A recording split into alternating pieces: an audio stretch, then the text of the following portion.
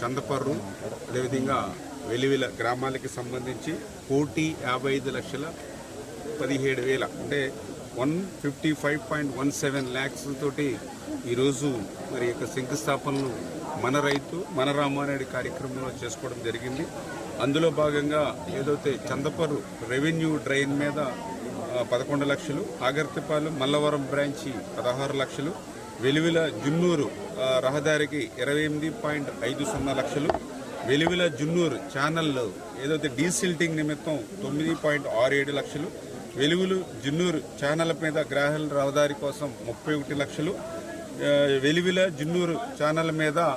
ఇప్పుడే ఇక్కడ మనం శంకుస్థాపన చేసాం 59 లక్షలతోటి ఒక బ్రిడ్జ్ వంతెన నిర్మాణం అంటే 155.17 లక్షలతోటి ఈరోజు మనం ఈ 2 గ్రామాల్లో